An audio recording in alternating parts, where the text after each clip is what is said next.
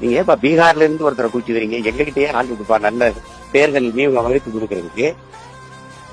இன்னும் கூட வியப்பா இருக்கும் எனக்கு அதிமுக எங்க ஐயா செங்கோட்டையெல்லாம் தாண்டி ஒரு வீக வகுப்பாளர் இருக்கிறதா எனக்கு தெரியல.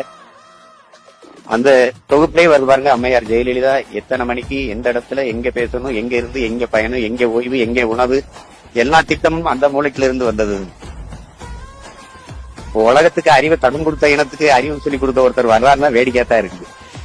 நம்ம ஏற்கனவே சொன்னது போல ஒரு எம்ஜிஆர் ஜெயலலிதாவுடைய பின்னிலிருந்து வந்தவர் இன்னைக்கு வரைக்கும் வீட்டுல எம்ஜிஆர் ஜெயலலிதா புகைப்படத்தை போட்டு ஒரு மரியாதை செலுத்தி மாநிலத்தில் உங்களுக்கு கடவுள் போல பார்க்கக்கூடிய நபர். அப்ப அதுல இருந்து அவர் மாறவே மாட்டாரு. திமுக அவர் இணைவதற்கோ தாவைக்கால இணைவதற்கோ இல்ல தாவைக்கா கூட்டணிக்கு ஒரு ஆளை சேர்ப்பதற்கோ ஒரு கூட்டணிக்கு ஒரு இயக்கத்தை சேர்ப்பதற்கோ வாய்ப்பு 100 கிடையாது. அப்ப என்ன படம் எம்ஜிஆர் கூட பயணப்பட்டவர் அப்படின்றாங்க.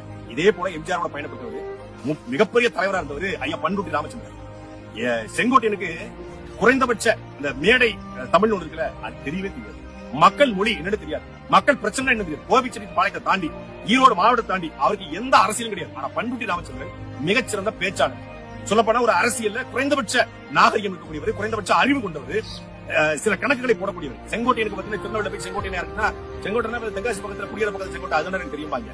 வேற செங்கோட்டை தெரியாது, அந்த செங்கோட்டை தெரியும். டெல்லி செங்கோட்டை செங்கோட்டையில இருக்கிறா செங்கோட்டையன் அப்படின்னு நினைச்சிருப்பாங்க. மத்தபடி இந்த செங்கோட்டையனை ஈரோடு பாடுறதா எவனுக்கும் தெரியாது.